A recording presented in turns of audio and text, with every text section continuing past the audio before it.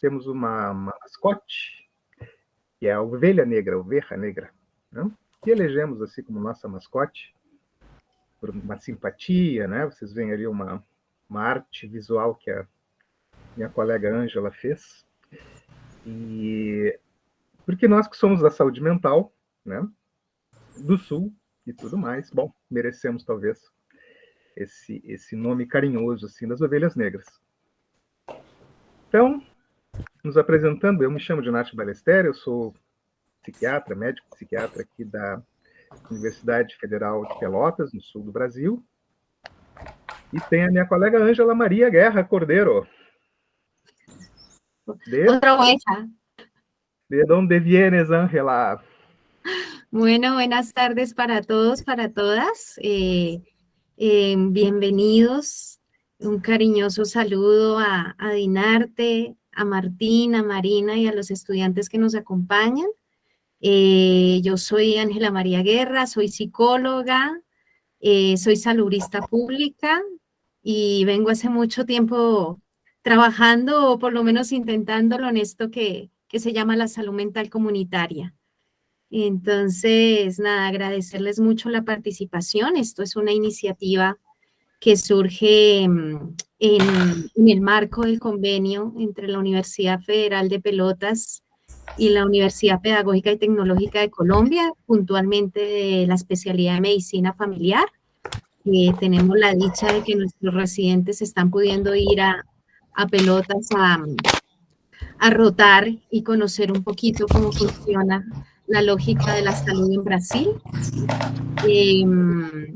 Ahora mismo con Dinarte se nos ha ocurrido esto y hay que darle también los créditos al propio Abel Martínez, de crear este espacio como una forma de encontrarnos, de que las ovejas de todos los colores podamos juntarnos y conversar sobre prácticas y abordajes de la salud mental. Entonces, pues bienvenidos todos y todas. Vamos a... Sí, yo puse en el chat el sitio de la nuestra Oveja Negra, que pueden entrar, colaborar también. Y hoy tenemos dos presentaciones, ¿no? Duas apresentações. Primeiro do professor Martim Vergara e depois do nosso grupo de Pelotas, da UFPEL. Então, acho que agora a Ângela apresenta, né, o professor Martim, o Dr. Martim, y vamos adiante. Bueno, para mí es muy grato y la verdad muy emocionante poderles presentar al doctor Martín Vergara. Él es médico de la Universidad Nacional y viene hace muchos años trabajando en esto que a veces se dice mucho, pero se logra hacer poco, y es el trabajo territorial en salud, puntualmente en salud mental. Martín acompaña una ONG que se llama Solivida y que trabaja en el occidente de Colombia con comunidades afro, con comunidades víctimas de desplazamiento, y ha sido un ejemplo a nivel mundial, incluso ha tenido un reconocimiento de la Organización Panamericana de la Salud sobre sus prácticas y las formas que hoy nos va a compartir un poquito de ellas, de llevar adelante esto que a veces vemos en los salones, que vemos en la política pública, pero que luego llevarla adelante en el territorio se vuelve complicado. Tenemos la sabiduría de su palabra hoy acompañándonos, así que bienvenido Martín. Él nos quiere compartir hoy unas reflexiones acerca de la conexión entre los espacios de vida y los espacios de atención en las prácticas y los abordajes de la salud mental. Así que Martín, un placer, muchísimas gracias y bienvenido.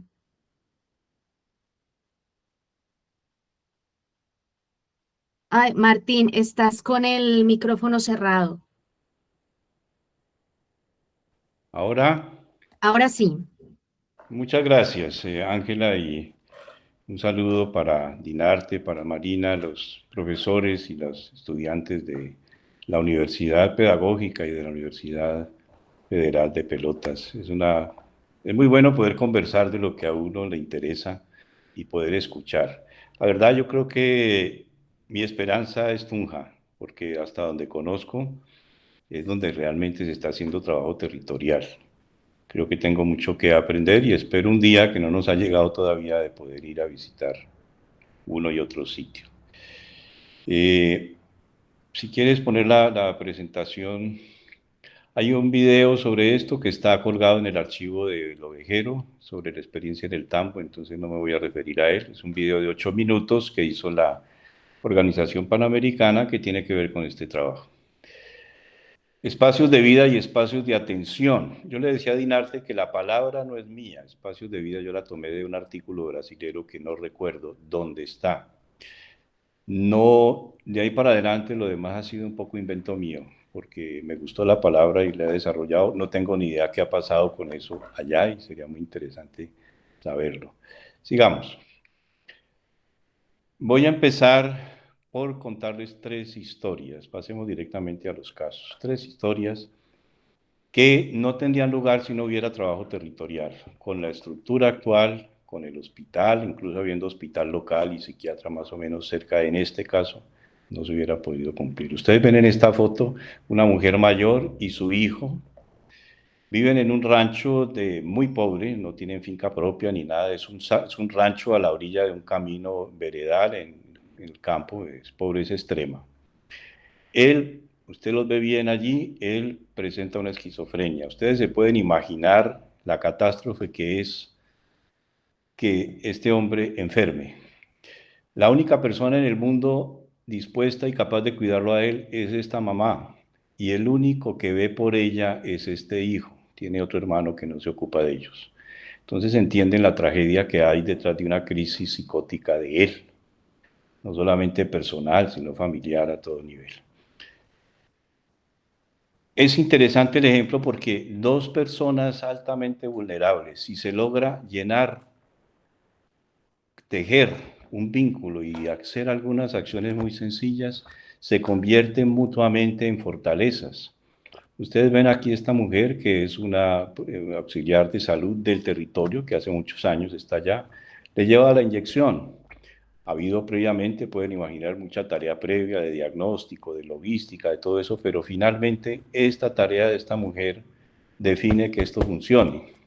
Estos son lo que yo llamo las heroínas desconocidas. A uno lo nombran y tal, pero realmente las que hay que reconocer primero es a estas mujeres que hacen la tarea en los territorios en condiciones difíciles. Sigamos, y el resultado de eso, pues es que este hombre, este es la casa de ellos, tienen una Biblia, y un cuartico y un rancho.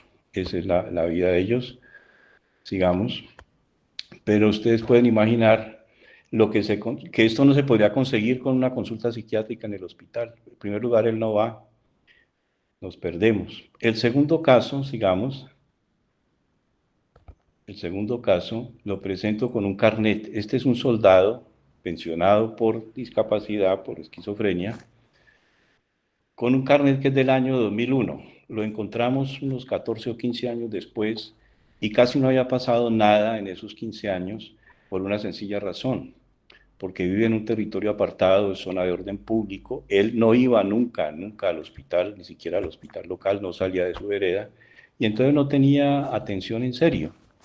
Es para mostrar cómo el carnet es muy importante, los derechos son muy importantes, pero si no se suple lo demás, eso queda convertido en un papel. Sigamos. Este hombre, cuando vimos aquí estas fotos, corresponden a una de sus crisis psicóticas. No es un hombre peligroso, aunque intimida, realmente no es peligroso, no es agresivo.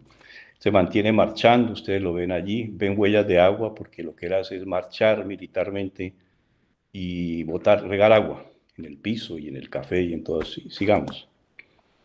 Aquí está volando con un helicóptero que él inventó con una piedra y unas hojitas en una operación militar, completamente abstraído. Sigamos. Aquí está, es intimidante la figura, pero realmente no pasa nada. Sigamos. Aquí estamos, como digo yo, más adelante en la visita domiciliaria del equipo, en la casa de él, con los padres, el auxiliar y el médico, el psiquiatra que nos acompañó en esta aventura, que es muy difícil conseguir un psiquiatra que ayude en esto. Sigamos. prescripción, toda la logística para asegurar el seguimiento y demás, sigamos. Y ustedes ven el rostro de él, que el rostro dice todo, la expresión mucho más reposada, sigamos. Empieza a socializar con los niños, a jugar fútbol, era por esa época del campeonato de fútbol en Brasil, y entonces él estaba con la cosa del fútbol. Aquí lo vemos cuidando el café, antes le echaba agua, tenía arruinada a los padres, que eran campesinos pues, medianos, porque les mojaba el café. Sigamos. Y esta es la Copa Mundo que él dijo que se había inventado para cuando Colombia ganara la Copa. Pues no la ganó, no se pudo estrenar. Sigamos. Este otro caso, sigamos. Este otro caso nuevamente es una madre con un hijo. Esta mujer tiene 92 o 94 años. Es una mujer afro muy respetada en su territorio, es una rezadora, es una cantadora, es una autoridad espiritual, digamos, pero ella no está en condiciones de cuidar a ese hijo.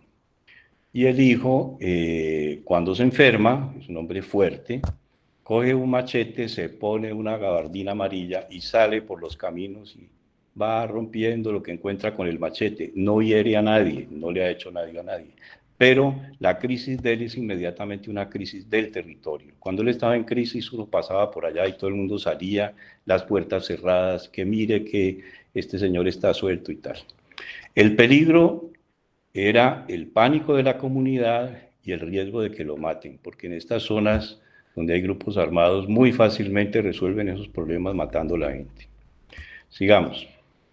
En una de esas crisis salimos a buscarlo y tuvimos suerte, lo encontramos en un camino, yo me bajé de la camioneta, iba en la camioneta del hospital, lo llamé, se acercó, le dije, camine, nos tomamos una ponimalta, una gaseosa en la tienda, a él le gustaba mucho la ponimalta, sigamos, ahí lo ven ustedes pues cómo andaba, nos recibió la medicación y ahí se fue creando las condiciones siguientes para ir buscando, ir tejiendo, este es en una de sus crisis en el hospital, sigamos, con la mamá, para ir tejiendo una solución que hay que construir sobre la marcha. La que está a mi derecha era una auxiliar de enfermería que vivía allí en ese mismo caserío, yo no sabía.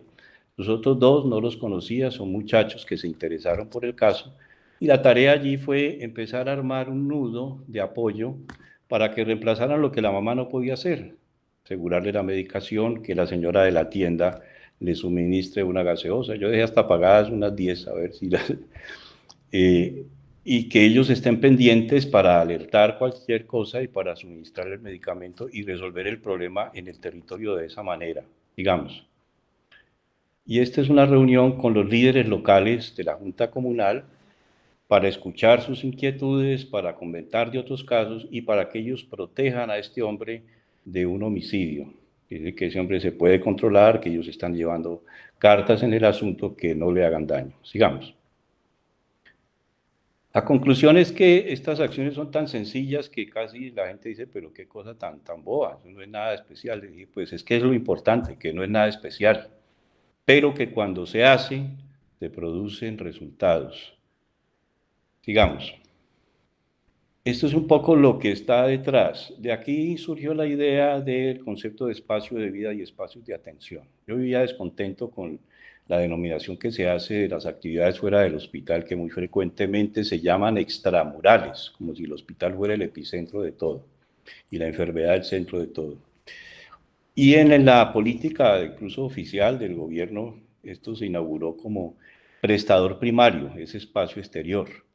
Yo prefería el concepto de espacio de vida, digamos, que es el ámbito donde la gente vive, el barrio, la vereda, los vecindarios, donde se produce, donde vienen los conflictos, donde llegan los acuerdos, donde se socializa, todo ocurre en el espacio de vida. Y en ese sentido, la tarea en el espacio de vida es una tarea estratégica. La tarea en el espacio de atención, que lo conocemos bien, es una tarea, llamémosla táctica, de vida a muerte puede ser, pero no es para permanecer allí. Sigamos. Esto es lo que llamamos espacio de atención. Lo que se busca es que el paciente no llegue y que si llega salga lo más pronto y lo mejor. Obviamente que son ideales, pero hay que tenerlos para acercarse un poco a ellos. Sigamos. Esto nos da 3 cuadritos, donde hay que ir identificando en cada lugar cuáles son las actividades específicas de cada espacio. en el espacio de atención, en el espacio de vida y lo que llamamos proceso interespacio, la interacción entre unos y otros. No me detengo a leerlas porque me tomaría mucho tiempo, ahí están, pero sí es importante hacerlas. Sigamos. Siguiente. Aquí está detallado, voy a leer un poco la de espacios de vida, ¿no? Identificar casos nuevos, georreferenciación, muy importante, el tema de los mapas y de unificar eso. Caracterización, individuo, hogar y vecindario, el marco explicativo cultural, el familiograma, la visita domiciliaria, y bueno, y otras cosas que ahí vienen después. Sigamos. Espacios de atención, todos los que hemos trabajado en salud entendemos que se hace en un hospital, en un centro de salud, etcétera. Sigamos. Y la interespacio, que es la articulación, referencias, información, logística, suministros, etcétera. Sigamos. Esto quiero dejar la idea clara. Pasar de un espacio al otro no es simplemente un cambio físico de que estoy encerrado en un hospital o en un centro de salud y ahora estoy en la plaza de mercado, estoy en la escuela, estoy en el campo. Es un cambio que también tiene que ocurrir con la cabeza, con los conceptos, con la manera de dialogar. El paso, como lo diría el profesor Javier Segura, de las batas a las botas implica no solamente cambiar batas por botas, sino que la cabeza debe cambiar. El sentido del diálogo es distinto. Las relaciones de poder son diferentes. Yo no soy el dueño del poder. Si ustedes comparan un consultorio con cualquier escenario de estos, pueden ver diferencias en objetos, en relaciones, en actores. Hay que apropiarse de ese otro mundo. Esto no es simplemente la imagen de las correrías o de las comisiones para salir al territorio a hacer consulta, que es válido y es útil, sino que es pensar una tarea permanente, consistente, con una estrategia y con una concepción en el territorio para construir salud mental y salud en general. Sigamos. 8 tareas he planteado aquí que serían tareas para hacer en los espacios de vida, obviamente a lo largo del tiempo, permanentemente. 1, identificar cuáles son los impactos del contexto, de las desigualdades y de la cultura en ese territorio sobre la salud mental. Hay que hacer una observación, una reflexión, un seguimiento de ese aspecto. 2, reconocer los poderes y los roles que cambian. Cuando yo soy el director que define cuándo empiezo, cuándo pasa al consultorio, cuándo sale, los objetos, todo, yo soy de alguna manera el director allí. Acá afuera juego otro papel. Y yo debo entender cómo juegan ahí los nuevos roles y los nuevos poderes afuera. 3, la lógica, exagerando un poco, estoy caricaturizando para hacerme entender. La lógica en el consultorio está más cercana de las listas de chequeo, de la lógica instrumental, digamos, de la razón instrumental. Afuera es un proceso dialógico donde juegan totalmente las relaciones, mucho más montado sobre la incertidumbre y donde hay que construir las soluciones sobre la marcha, como pasó con este hombre. Yo no tenía previsto ni la auxiliar, ni los vecinos, ni nada. Nos encontramos ese panorama y fuimos construyendo. Hay que formarse para eso y creo que, modestia aparte de ustedes, donde se está haciendo hasta donde yo conozco eso es en Tunja, del resto no conozco mucho. Otro aspecto importantísimo, identificar las personas con competencia territorial y cultural, los conductores que llevan la gente a las veredas, los vacunadores, los técnicos agrícolas que visitan cada casa, las promotoras de salud, la gente que recorre el territorio, que conoce el territorio, que es reconocida en el territorio, que es importante para el conocimiento y también para la seguridad. Nosotros tenemos que buscar esas personas, vincularnos con ellos y si es posible, en mi caso, pues puede ser en Agua Blanca, hacernos parte del paisaje, pero eso no se puede pedir a todo el mundo. Yo lo hago en Agua Blanca porque hace 25 años estoy allá, pues ya soy parte del paisaje. Pero sí tengo que buscar la gente que sea parte del paisaje para hacer ese nexo. Sigamos.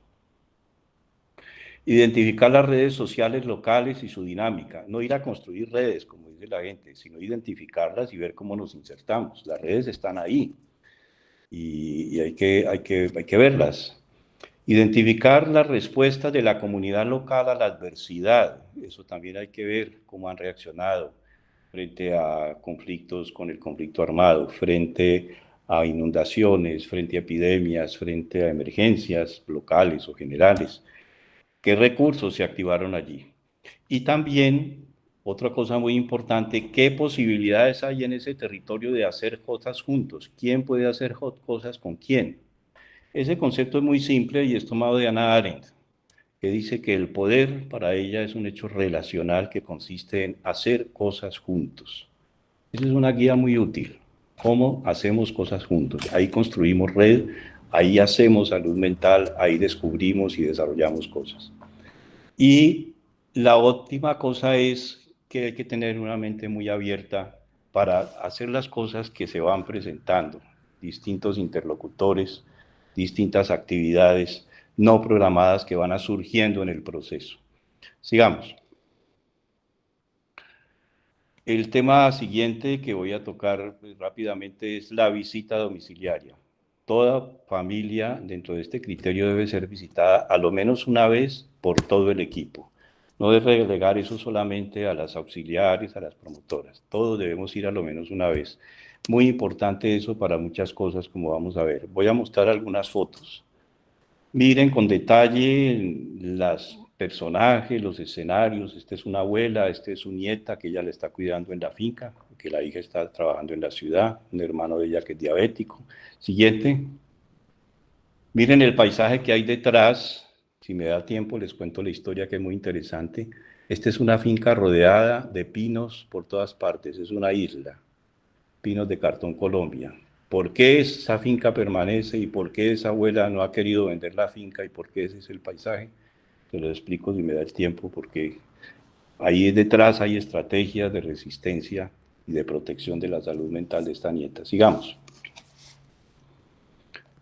Este es bajando con el psiquiatra, el auxiliar y tal, a la famosa visita domiciliaria que digo yo que hay que hacer todos a lo menos una vez en la vida. Sigamos. Una casa campesina más o menos buena para esa región. No es gente rica, pero viven pues de su pequeño café. Sigamos. Los niños, la llegada a la casa, sigamos. Esto es el equipo de trabajo que estoy haciendo con los MISAC. Fíjense ustedes que los MISAC, su equipo de visita domiciliaria son como 8 personas y tiene culturalmente un sentido. Ahí tiene que haber una mama, un taita, un joven, hombres y mujeres. Las visitas allí no tienen tiempo límite, han precedidas por una comida, llega toda la, sigamos, llega todo el equipo. Esta es una visita en una casa. Ahí no hemos empezado, estamos esperando que nos sirvan un caldo con papas y con una serie de cosas. Y la próxima visita nos van a servir otro y la próxima otro. 4 visitas, 4 almuerzos. Para la dieta es sumamente bueno, hay que caminar porque si no, pero es la cultura, es lo que hay allí detrás, me podría detener, pero no puedo ahora, de cómo cambia en una cultura u otra el sentido de la visita, pero es ante todo un encuentro para construir confianza, antes que llenar unas estadísticas y unos datos que también hay que recoger. Esta es una visita a una escuela de los indígenas, de los niños Misak en el páramo. Son muy hermosos esos niños, hace mucho frío allá. Sigamos. Un escenario pues de una vivienda pobre, la despensa no tiene casi nada, en medio de todo se ve el orden que en medio de la pobreza. Sigamos. 4 razones grandes para la visita domiciliaria con esa importancia. 1, que hay que ajustar la visita a la cultura local, no se puede estandarizar a priori. 2, es una oportunidad de conocer el territorio y ser reconocido por los actores del territorio. Uno debe caminar con el tiempo cada rincón, a lo menos una vez, muy importante por todas las razones. Fortalecer la articulación entre los vínculos personales y los institucionales, ahí hay un error en el texto.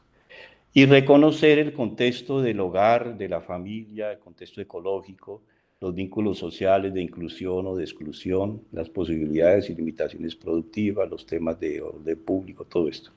Sigamos. Estos son paisajes, bosque de niebla pasando la cordillera ya hacia el Pacífico, muy hermoso. Sigamos. Este es un pueblo andino en el macizo colombiano, que es también muy hermoso, un pueblo muy antiguo indígena, creo que se llama Pancitará, si no recuerdo mal, sigamos. Esto es a lo alto en el macizo, donde casi siempre encuentra uno el arco iris en medio de la niebla, entonces yo digo que ese es un baño de luz del arco iris, del macizo colombiano en el sur. Sigamos. El río Cauca es otro escenario, sigamos. En medio de esos paisajes tan hermosos también encuentra uno casos de pobreza rural máxima, ¿no? Esta es una vivienda, imagínense ustedes, cerca de ese paisaje del río, sigamos. Esta es la mujer que vive allí, sigamos. Unas fotos que paso también rápidamente para ver la diversidad de actores. El centro de salud, por supuesto, sigamos. Esta es una reunión con cuidadores de pacientes en Tuluá, en una zona urbana, ya mejores condiciones, sigamos. Esto es un encuentro con mujeres líderes rurales para trabajar estos temas y otras necesidades locales, sigamos. Esta es una reunión con los parteros y parteras del Hospital del Tambo, que es un grupo que se reúne hace más de 20 años. También es muy importante poder trabajar con ellos, sigamos. Esta es una reunión con docentes del territorio de una institución educativa más grande, otros actores claves, sigamos. Esta es una reunión en un asentamiento, en una invasión, asentamiento subnormal que llama población afro en Cali. Sigamos. Y finalmente les voy a mostrar unas 3 o 4 herramientas un poquito más en detalle. Siguiente. Uno, este es hecho en el Tambo. El Tambo tiene 220 veredas. Ubicamos los pacientes en que residían de 250 pacientes que teníamos en cada vereda. ¿Dónde vive? ¿Cuánto cuesta viajar y cuántos minutos en tiempo gasta para llegar al hospital?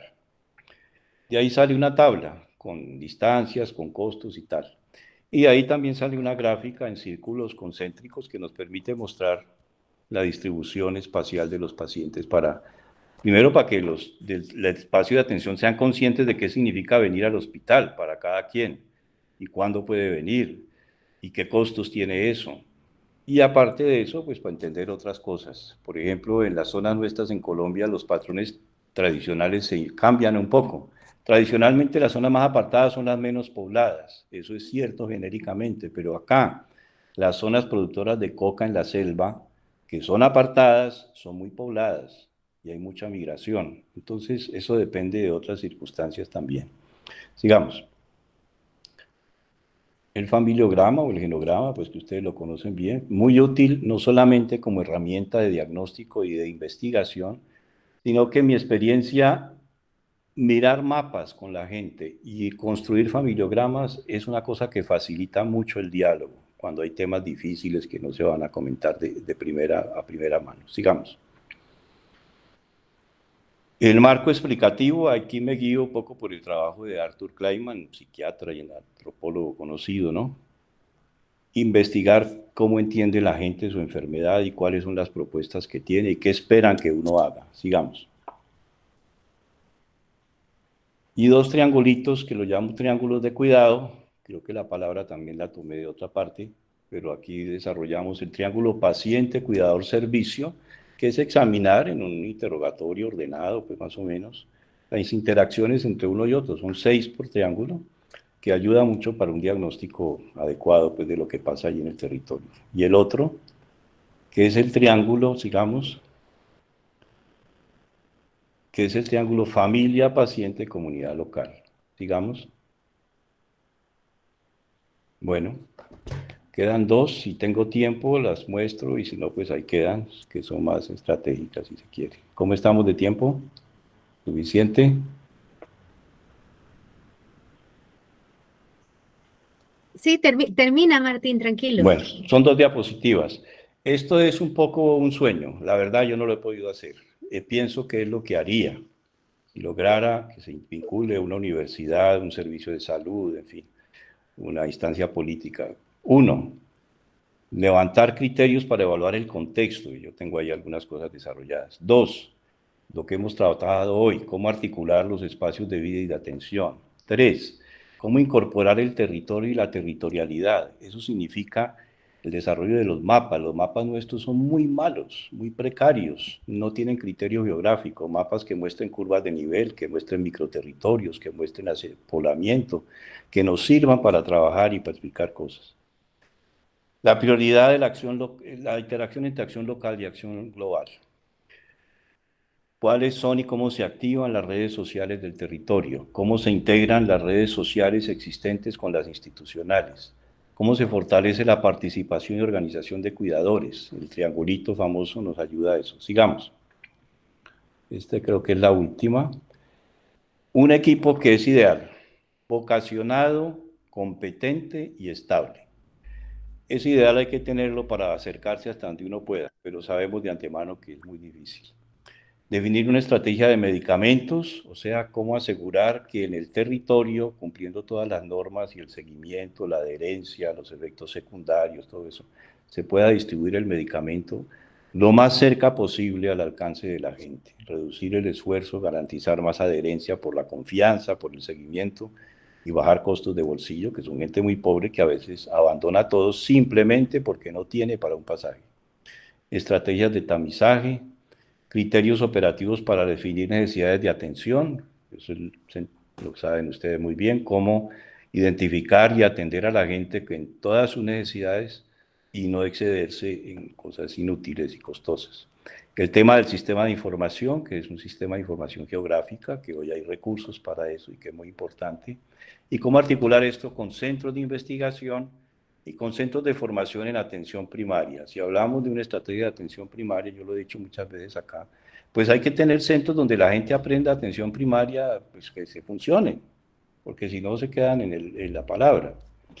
Me alegra mucho el contacto con ustedes porque sé que no conozco en detalle la Universidad de Pelotas, pero estoy seguro que están en esa tarea y sé que en Tunja también. De modo que para mí es una oportunidad de escucharlos y aprender cosas allá. Muchas gracias. A ti, Martín, muchas gracias. Como siempre, la experiencia habla sola, ¿no? Esto es lo más valioso que creo que no lo puede contar Martín, que uno no lo encuentra en los libros, que uno no lo encuentra en los artículos, pero que sí lo encuentra en la realidad de la vida cotidiana de la gente, ¿no? No sé si los asistentes tengan alguna inquietud, alguna reflexión que queramos plantearle a Martín. Por ahí pueden levantar la manito o poner en el chat alguna inquietud. Bueno, mientras se animan, no sé, Dinarte, si quieras comentar algo, o Marina. Sí, yo tuve una idea, pero es una idea que pone un poco de responsabilidad también, Ángela, que he pensado así, que como no tenemos nada para hacer, ¿no? Este final de la presentación, que prácticamente es un modelo de cuidado en salud mental, ¿no? En comunidad, ¿no? Que a veces parece que lo hacemos, puede parecer obvio, pero no es, realmente no es, porque cuando Martín presentaba, yo me di cuenta que hay que ver las cosas por el inverso, ¿no? Nosotros vemos como los profesionales, ¿no? Tenemos nuestros modelos, nuestras intervenciones, todo eso, ¿no? Pero hay que mirar desde la comunidad. Eso es muy diferente, es una otra mirada, ¿no? Y para eso tiene que estar junto, ¿no? Ahí eso pasa, ¿no? Bueno, pero mi propuesta para ti, Ángela, y para aprovecharmos así que el doctor Martín pueda nos ayudar en eso, asesorar en eso, ¿no? Que podamos trabajar un poco así, como hacer un esquema teórico de eso, ¿no? Pero para que se ponga en práctica. Por ejemplo, te doy un ejemplo. Aquí nosotros vamos, los residentes de psiquiatría hacen un turno en las unidades de salud básica, ¿no? Pero ¿qué hacen ahí? Discuten los casos, en general la cosa está en medio del esclarecer el diagnóstico, manejar los fármacos, no vamos muy adelante que eso, ¿no? Porque es lo que se puede hacer. Pero todos dentro de la unidad. Nadie sale de la unidad para hacer nada, ¿no? Entonces me viene la idea que podíamos pensar un poquito cómo poner en práctica también en nuestras acciones pedagógicas, acciones de campo, ¿no? Poner un poco más en práctica este modelo, porque lo que pasa es que nos limitamos mucho a lo que sabemos hacer, ¿no? Y a veces tenemos un poco de, no sé, tal vez miedo de encontrar cosas que sean, que no sabamos, ahora me faltó la palabra. Sepamos, gracias, no sepamos sí. Bien qué hacer con ellas, qué soluciones, ¿no? Porque a veces son problemas que desde nuestro limitado punto de vista y posibilidad de intervención profesional van mucho más allá. Bueno, pero es una propuesta para... ¿Tendría algo que decir, si hay tiempo, sobre el tema de los especialistas? ¿Qué opinas, Martín? ¿Te le mides? Es muy sencillo. Yo les voy a contar. Conseguir especialistas que me apoyaran fue muy difícil, pero encontré uno. Y con él aprendí, creo que mucho de lo que hay que aprender. Uh-huh. La diferencia fue ¿cuál? El especialista iba una vez al mes al hospital local. Uh-huh. Él hacía su consulta psiquiátrica convencional, pero siempre con la presencia de un local, para que él fuera aprendiendo. Un local era un médico general y un auxiliar que fueran aprendiendo a manejar ese caso y se fueran formando. Uh-huh. Y el especialista, yo que estaba en el territorio y visitaba a las familias, yo hacía con él una pequeña introducción de 5 minutos. Mire, este paciente vive en tal parte, acaba de morir su madre, su hermano está en peleas con él por esto y aquello, tal. O sea, él no estaba en el territorio, pero él recibía toda la información del territorio y entonces su consulta era una consulta contextualizada, aunque no podía ir. De vez en cuando fue, en algunos casos, como vemos. En otras palabras, redefinir la articulación entre los equipos y los especialistas. Lo que hacen los especialistas entre nosotros y posiblemente allá también es que ellos van, cuando van, que es muy difícil, una vez al hospital local, le tienen los pacientes, él se encierra, ve sus 5 pacientes, lo que alcanza a ver en una mañana o en un día, firma, formula y se va. Y pues es un beneficio para esos 5, pero no queda nada de educación de la gente, de y él tampoco se va con nada nuevo, lo que puede hacer en un consultorio. Es decir, hay que hacer un modelo distinto de interacción con los especialistas y obviamente hay que tener especialistas dispuestos a eso, que yo creo que los hay, no son todos, pero los hay. Pero esa fue mi experiencia y creo que lo que dice Dinarte es muy importante. Hay que abrir un espacio de trabajo distinto para que el especialista conozca mejor el contexto y va formando la gente en la acción. Una tarea educativa que es muy importante, porque nunca vamos a resolver eso con más psiquiatras. No los hay, no hay con qué pagarlos y no van a ir a todos los territorios. Totalmente. Yo escucho a Martín y creo que apunta mucho a lo que con esfuerzo tratamos de hacer en la UPTC, y es tratar de dar un giro incluso epistemológico, ¿no? A la mirada de la salud mental. Porque esto que decías, ¿no? Cuando la persona entra en crisis, no es la crisis del individuo, ¿no? De la piel para adentro, allá del sujeto y de a ver cómo se recompone por dentro, sino es una crisis del territorio. Esto me impacta mucho, porque es como dejar de creer que el sufrimiento mental cuando se presenta es un asunto meramente del individuo y como mucho de la familia, ¿no? Es entender que es un asunto colectivo que nos compete a todos y que está más allá de la prestación del servicio sanitario. Creo que eso es fundamental y es entender que me recordaba mucho a Javier Martín cuando dice el centro de salud, tal vez no es el centro de la salud. Creo que poner el territorio en el centro, entender cómo funciona, entender cómo se dan las dinámicas, cuáles son los actores claves, cuáles son las tensiones, puede aportar muchísimo en materia del abordaje de la salud en general y de la salud mental en particular. Ahora, eso claramente no se hace en un sí, ¿no? Que creo yo que tiene que ver mucho con que sea mucho más, esté mucho más presente el modelo más bioclínico de la salud mental, ¿no? Que es muy rápido, que es muy fugaz, muy mecánico.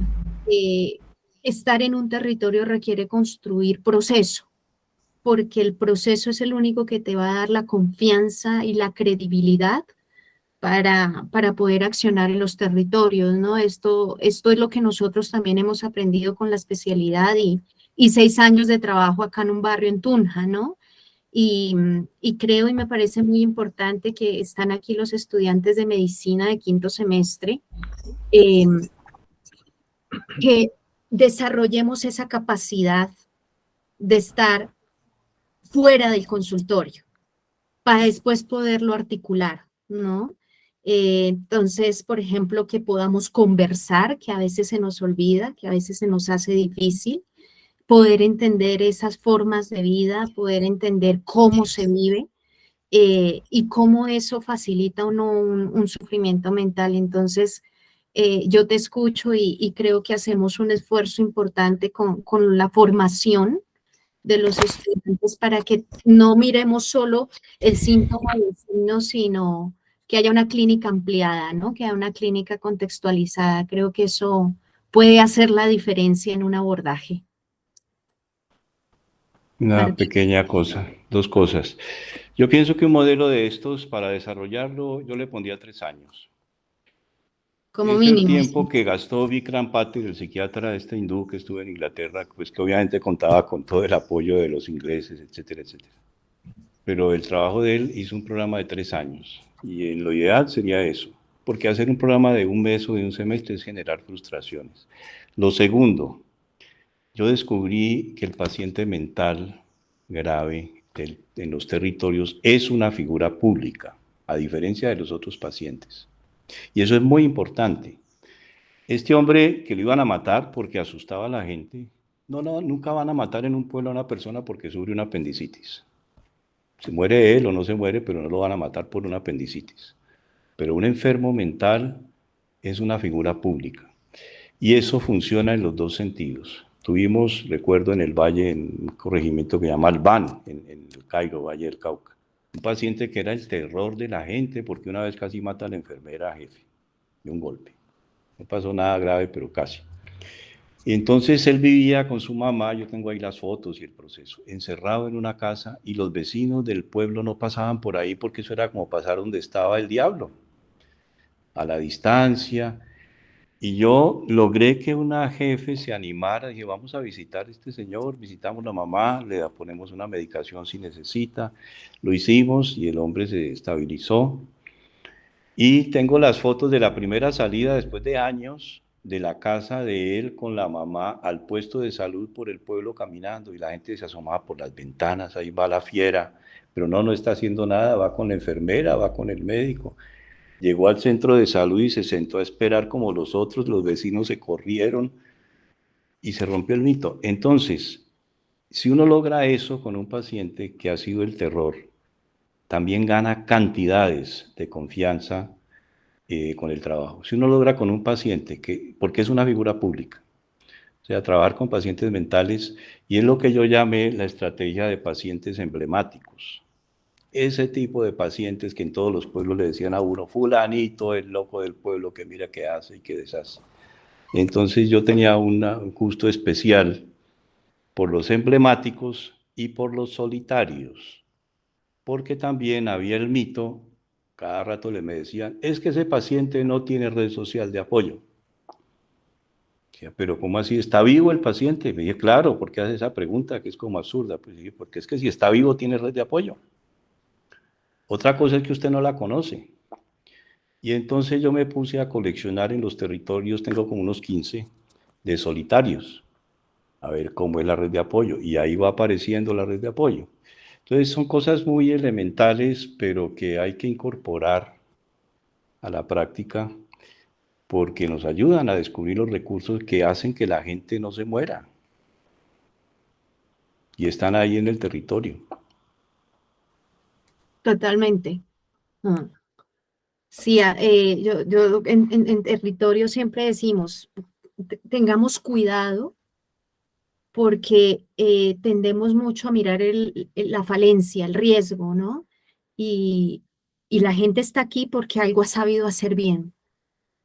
Entonces, tal vez sea tarea también del médico, del profesional de la salud, empezar a ver eso, ¿no? Y potenciarlo. Ahí estaría la promoción de la salud mental, ¿no? Pues eso. Entonces, Martín, yo ya para ir cerrando contigo, hay una cosa que para mí fue muy valiosa que yo aprendí de ti, y quisiera que nos la contaras aquí muy brevemente, con estos casitos que tú nos mostraste, con estas realidades, con el caso de Don Dago, que es el video que les comentaba. ¿Qué es lo más importante para una persona en términos de salud mental en tu experiencia? Pues una vez yo hice esa pregunta a una familia que estaba muy agradecida y me temía que iba a llenarse de elogios y no me iba a decir una sola cosa. Me puse casi a presionarlo. Solamente quiero que me diga una cosa, ¿qué le ha gustado de esto? No, es que son muchas, solo una. Y me dijo esto, que uno llama y usted siempre le contesta. Usted no imagina lo que es para uno saber que llama y le responden. Porque uno con la mujer enferma, rompiendo todo en la casa, que se sale desnuda al vecindario, que le está pegando a no sé quién, uno no sabe qué hacer, nadie le ayuda, nadie lo atiende. Saber que uno llama y le contestan. Eso se puede traducir en muchas cosas, pero yo pienso que una característica de cualquier servicio territorial debe tener esa característica, que la gente llama y alguien le contesta y lo orienta. Muchísimas gracias, Martín. Creo que solo A ustedes, muchas lo gracias, sintetiza todo. Marina, a Dinarte y a todos los. Espero que nos sigamos viendo porque yo tengo un interés y una preocupación. Interés, pues que me interesa y me gustaría que esto quedara en algún lado. La preocupación, pues no es que esté preocupado de morirme, pero ya sé que tengo 73 años y eso no tengo 40 más por delante y me gustaría que algunas de estas cosas se pudieran hacer, porque ya tengo muchas experiencias, quedan las cosas y eso termina en la basura, no pasa nada después de un tiempo. Y vale la pena porque está de por medio la salud de la gente. Si uno quiere la gente y le interesa a la gente, tiene que hacer lo que pueda para hacerlo. Así es. Claro, Muchas gracias y ya seguimos. Me interesa mucho escuchar lo que viene. Gracias, gracias, Martín. Martín. Lo haremos. Bueno, seguimos Seguimos con con un comercial ovejero Comercial Ovejero. para que sacudamos un poquito la cabeza y el corazón.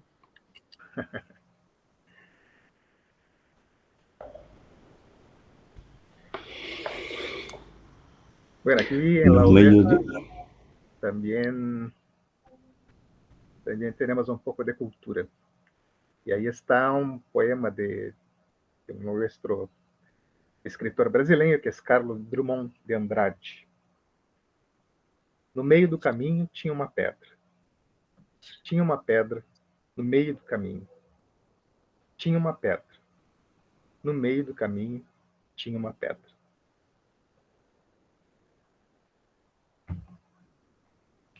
Aí está todo.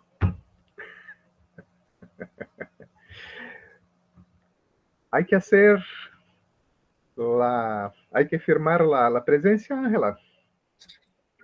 Sí, por aquí la vamos a poner ya para que nos colaboren con firmar la asistencia y damos paso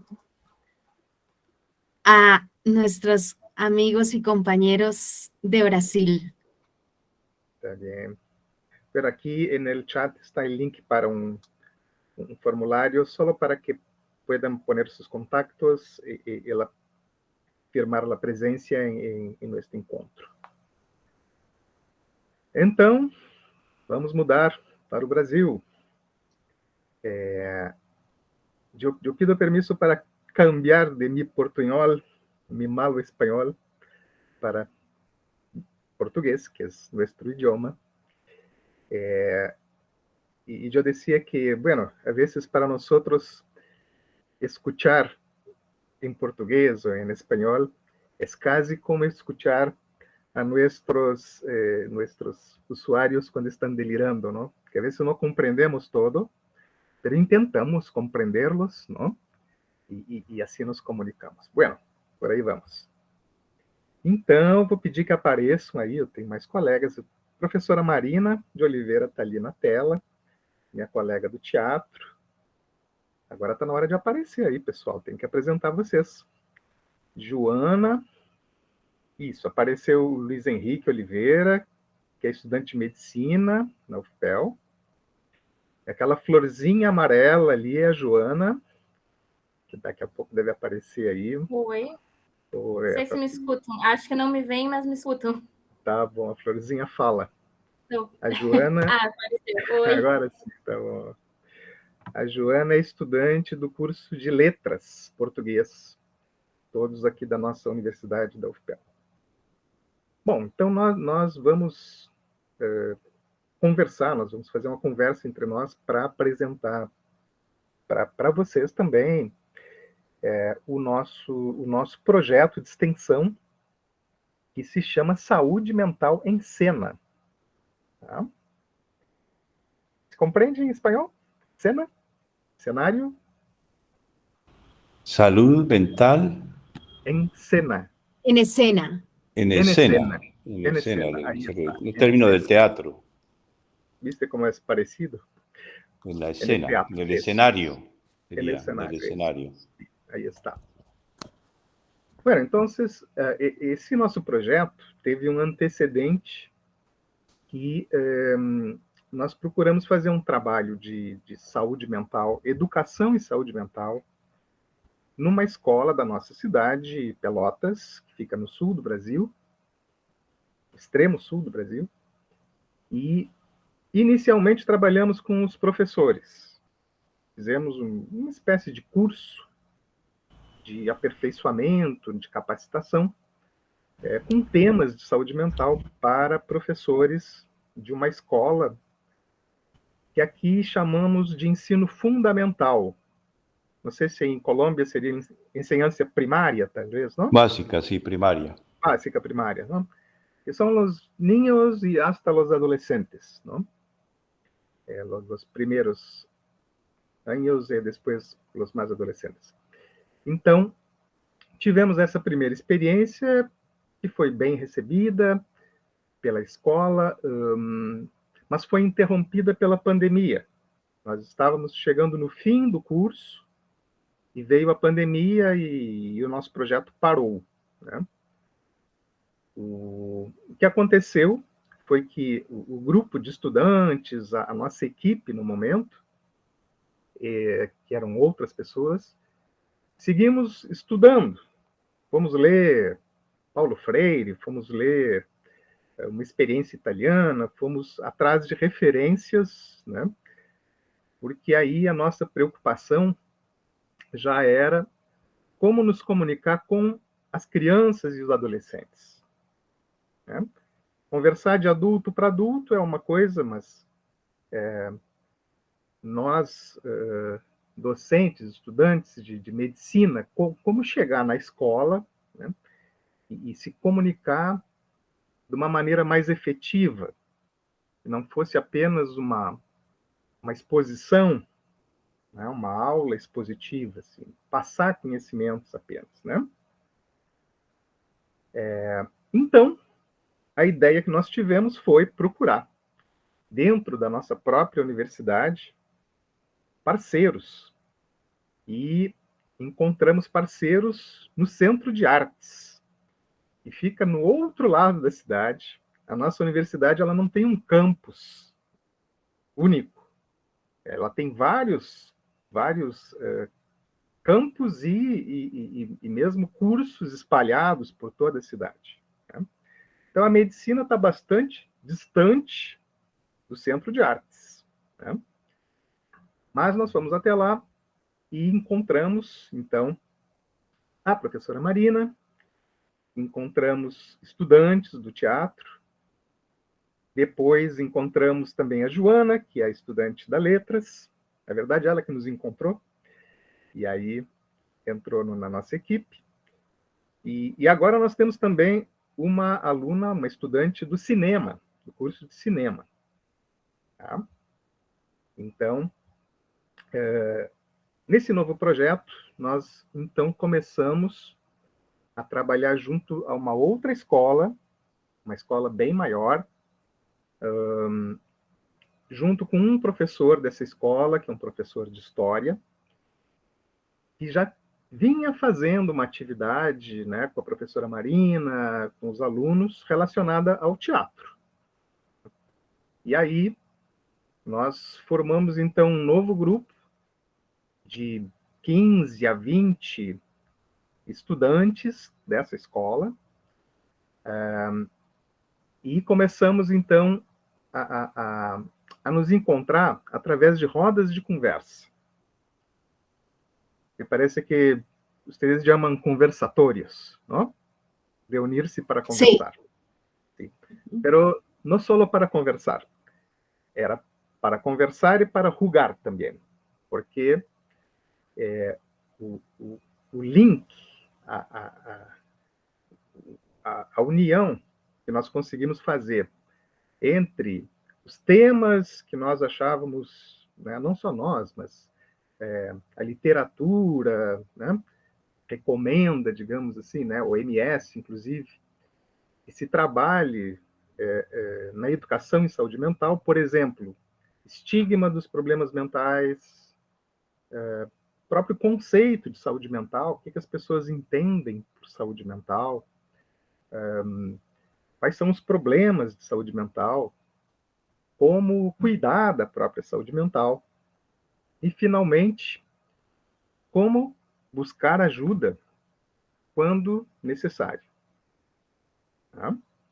Então, nós tínhamos esses temas para conversar, mas, ao mesmo tempo, junto com isso, junto e misturado, nós fizemos as rodas de conversa e brincadeiras, e juegos. E agora eu passo a palavra para a Marina explicar melhor que juegos são esses e como nos encontramos.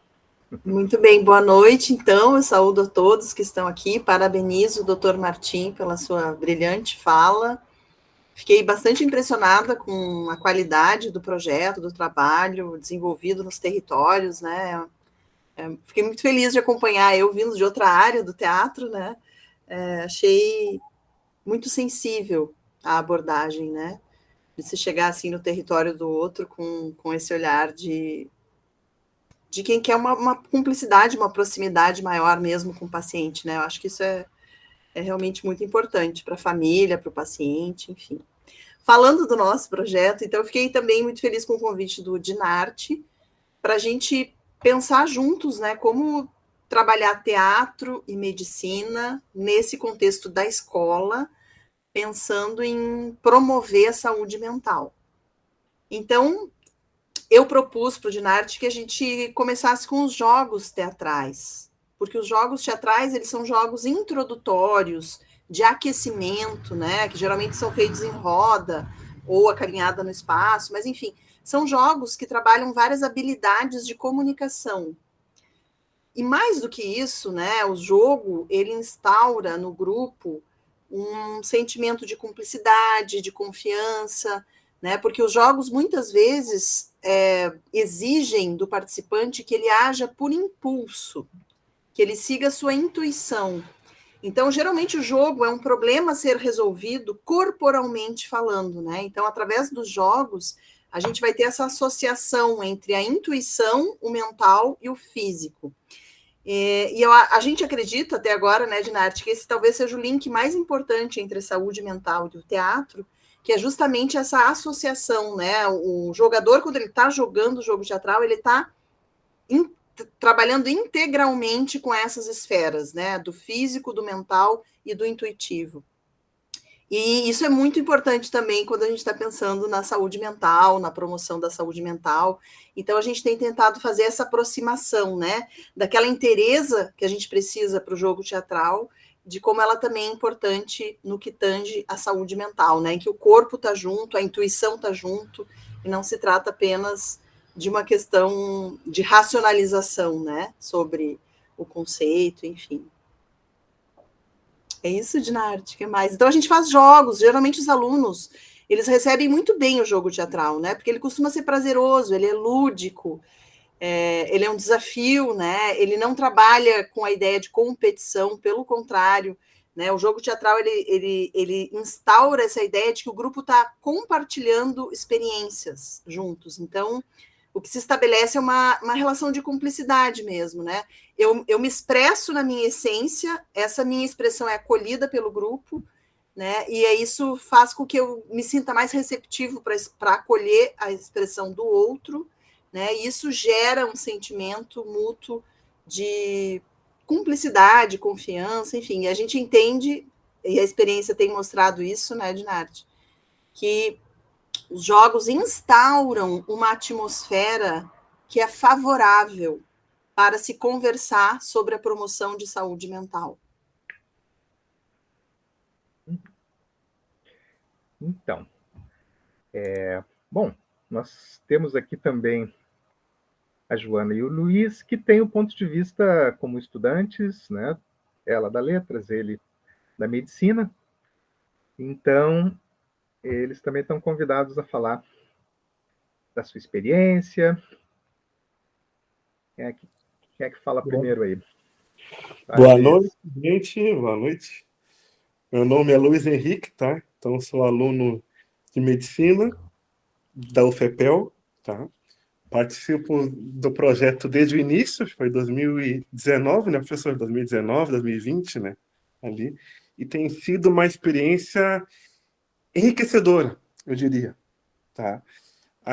Infelizmente, né, esse tema sobre saúde mental é muito pouco abordado nas escolas, né? A gente percebe que após a pandemia houve o que já existiam alguns problemas, mas após a pandemia piorou, né?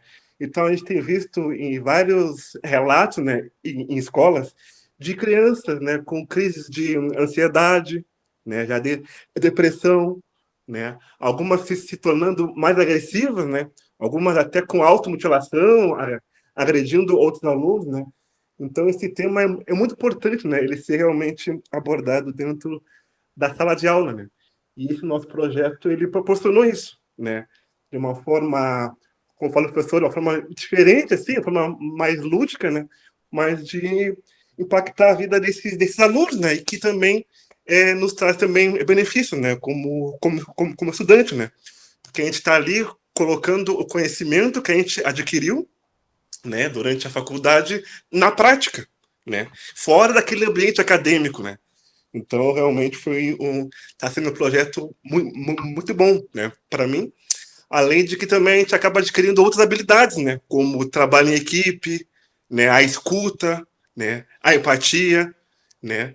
Até mesmo a gente teve esse contato com o teatro, né, então ver uma outra visão de uma outra disciplina, né, de um outro curso. Então, tudo isso acaba enriquecendo bastante, né? Então, eu acho que tem sido bom, tanto porque é uma forma de eu também contribuir para a sociedade, né? Contribuir, e também recebo de volta, aumentando aí as minhas habilidades, né? Desenvolvendo, né? Habilidades, né? Então, realmente é um projeto muito bom. Espero que cada vez mais esse tema seja abordado, né? Por outras escolas, outros professores, né? Que é muito importante. Valeu, hein? Luiz Henrique.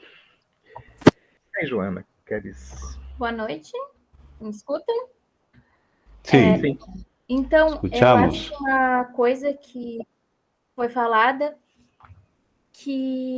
sobre o quanto que as crianças e os adolescentes estão precisando disso agora, dessa dessa promoção da saúde no geral, mas principalmente da saúde mental. E uma coisa que eu notei também foi como todos falaram, tanto os alunos quanto os professores, quanto eles precisam falar sobre isso. Tocar mais nesses assuntos referentes à saúde mental, que aí envolve muito, principalmente porque são os adolescentes, né, os que a gente estava lá no projeto, com questão de autoestima, com questão de relações interpessoais com os outros colegas, com os professores, principalmente com a família. E, assim, do que eu vejo, eu acho que esse projeto é um dos, pelo menos aqui na cidade de Pelotas, um dos poucos, se não o único, que leva essa questão para as escolas e de uma maneira que não fica pesada, de uma maneira leve, porque é promover a saúde, não é promover a doença, não é pela saúde. Então, e na questão de educação para a saúde. Então, acho que esse projeto se não, talvez em Pelotas seja o único que vai até as escolas, que escuta os alunos, que é a coisa, acho que, mais importante que esse projeto faz, de a gente não só levar, não chegar lá e simplesmente falar como o Ginarte falou, de ser uma aula expositiva, não, a gente escuta os alunos, escuta as necessidades deles e tanto as impressões que eles tiveram.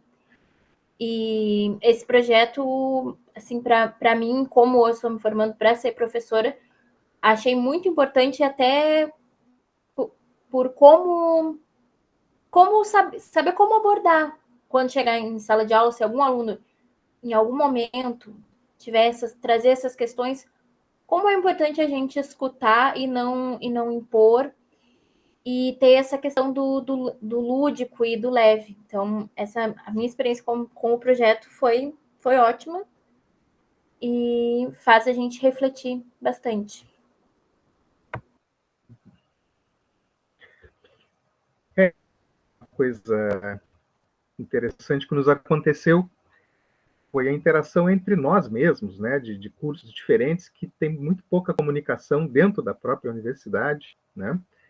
Então, a Joana pôde contribuir com coisas que ela trouxe das letras, né? E para nós da medicina continua sendo, né?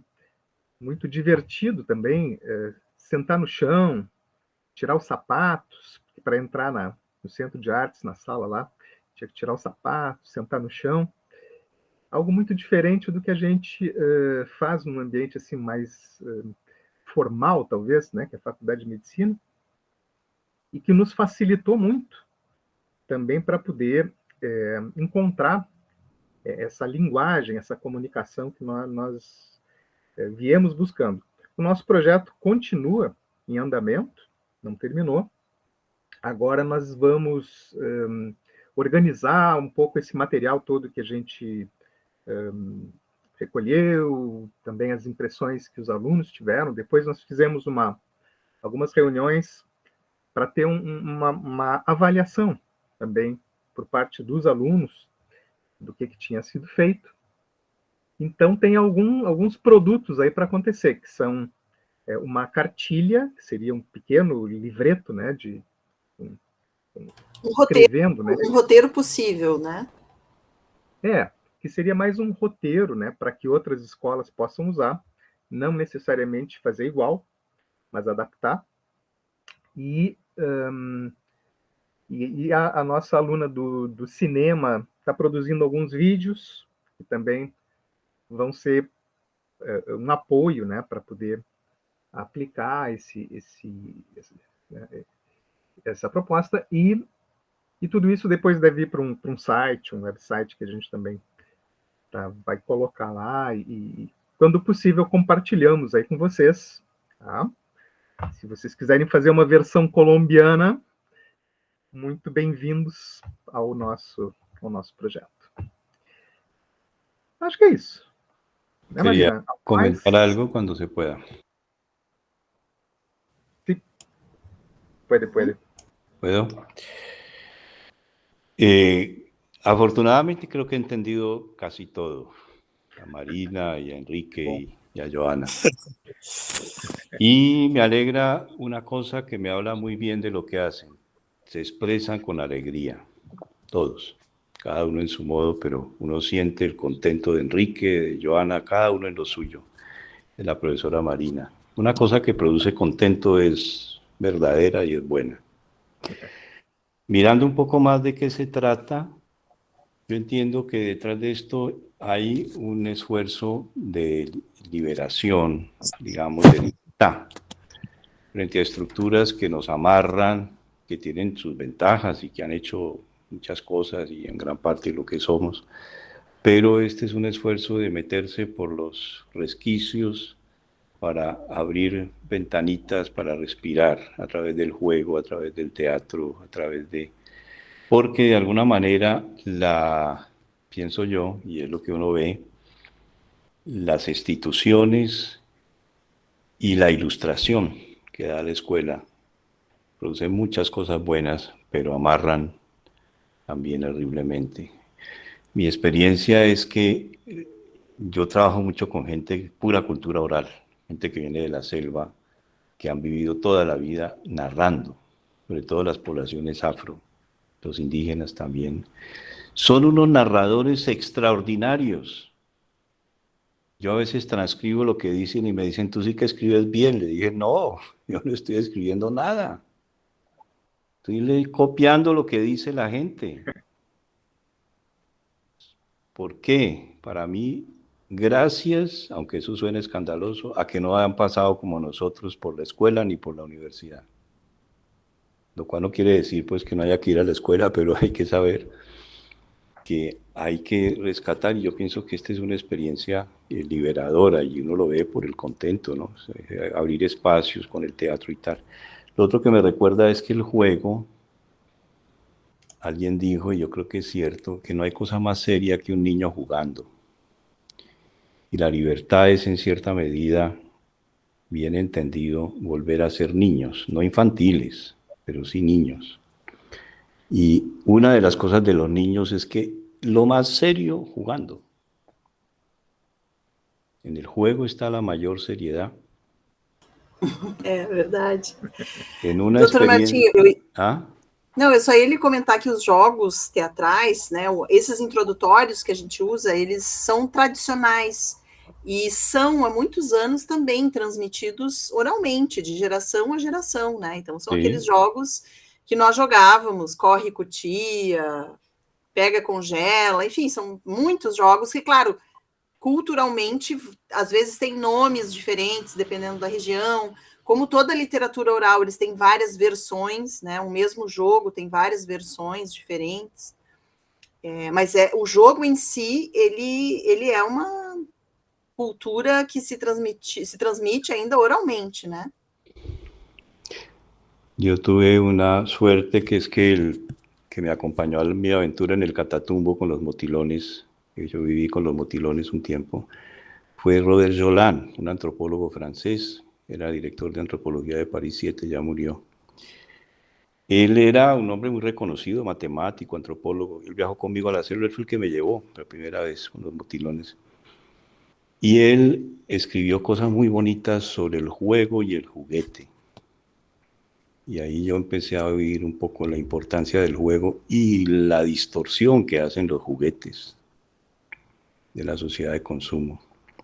Me parece que es una tarea muy apropiada para la salud mental lo que están haciendo. Será bueno ya mirar, como han dicho, pues cómo va evolucionando esto, pero creo que es muy interesante y es una cosa que produce contento, es buena, ¿no?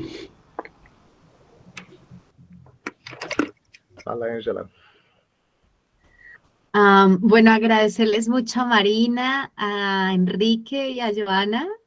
Yo no sé si he entendido todo bien, pero de hecho ahí voy afinando el oído. Me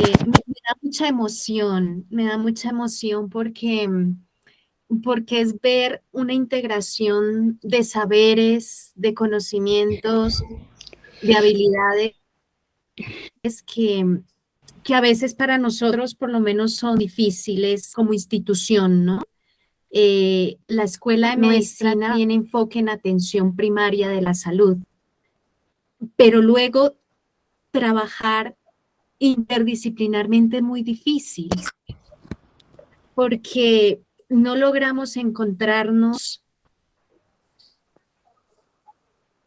en las formas de hablar, en los objetivos, ni institucionalmente, como escuela está por un lado, y pensaba yo ahora, artes está lejísimos, incluso físicamente está lejos. Entonces, creo que nos dan una imagen de que sí es posible, ¿no?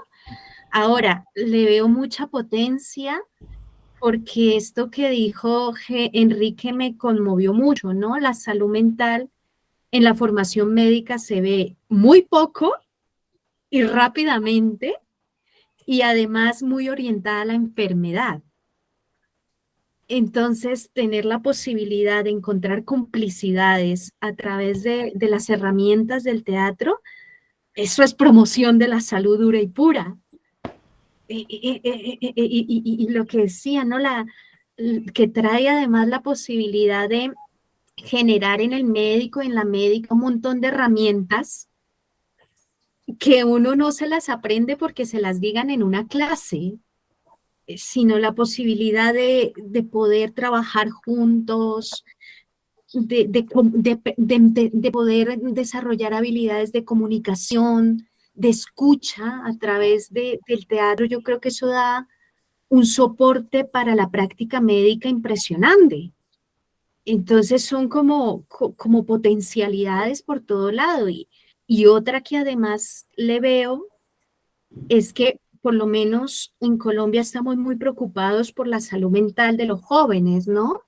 Cada vez hay más sufrimiento, cada vez hay más diagnóstico. Suicidios. Sí, Martín. Suicidios.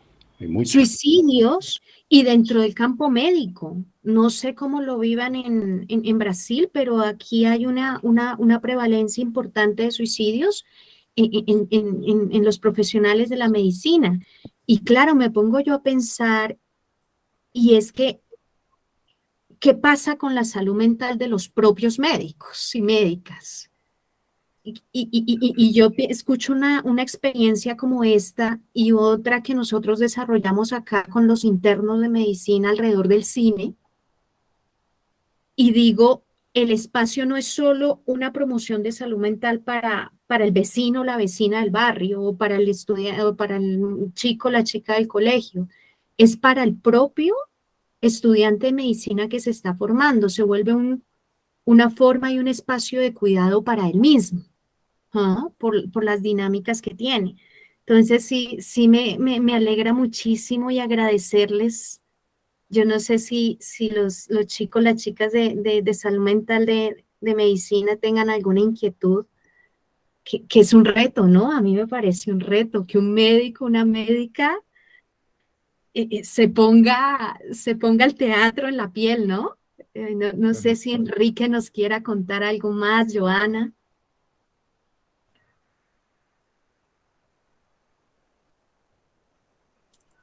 Tienes el micrófono cerrado, Enrique. Em relação à experiência prática com o teatro, isso? E foi bem interessante, né? Como falou o professor, né? Porque nós ali, a medicina, né, nós estamos muito restrito e nós só temos contato com outros alunos da medicina. Inclusive, enfermagem, psicologia, que também são da área da saúde, o nosso contato é muito pouco.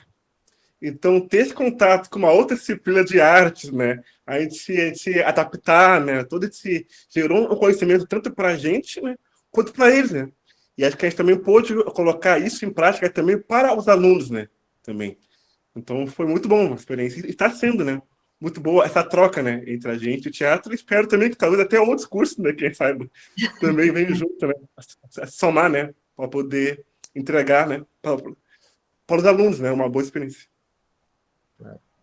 Gracias, Enrique. A nosotros, si es de Colombia, a nosotros nos pasa algo muy parecido, ¿no? Tanto en la población en general, cuanto en los profesionales de salud, los propios médicos, ¿no? Pero ahí está un tema para una otra charla, ¿no? Que podemos hablar de nuestra salud, nuestra Claro. salud mental. Sería un buen tema. ¿Qué te parece si vamos terminando para que las personas puedan Claro que sí. comer, dormir? Tenemos Tener salud una mental. para nuestra salud mental. Pero gracias a todos por la presencia, a mis colegas por la presentación también, y los colegas colombianos. Cada vez más encontramos cosas interesantes entre nosotros, ¿no? Y probablemente volveremos a hacer una próxima charla por marzo. Ahí viene, ¿no? Natal, vacaciones, todo eso. Y después, probablemente en marzo, haremos otra.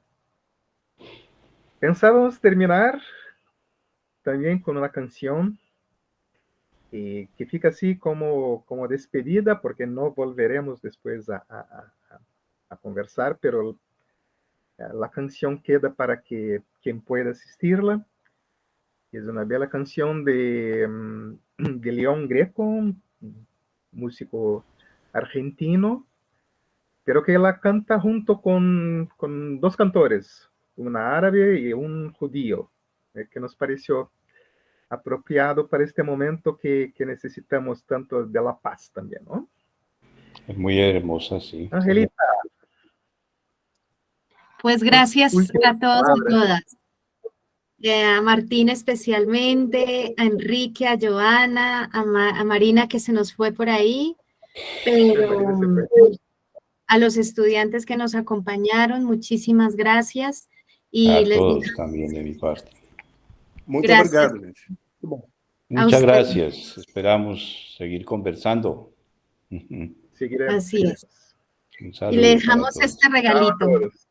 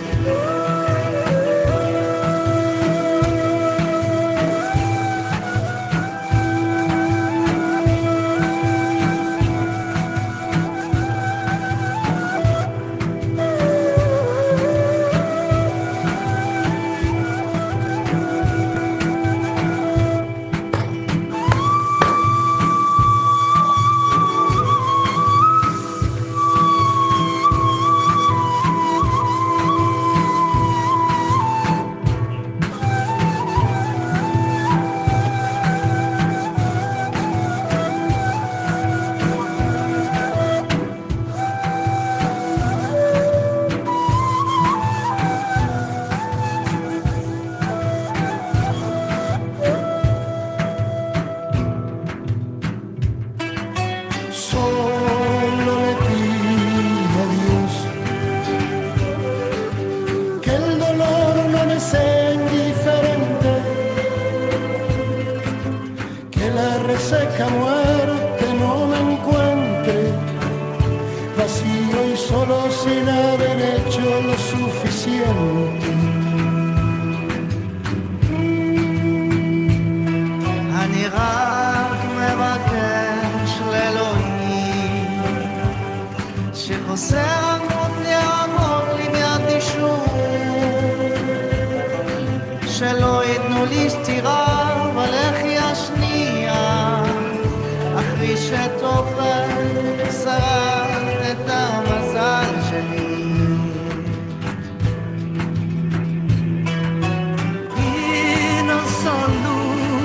Ya Allah, anlatacaklar vamasiya, pinaguas kabir ya tuzbikua, ya zahad valatan nasi kullar. Es un monstruo grande y pisa fuerte toda la pobre inocencia de la gente.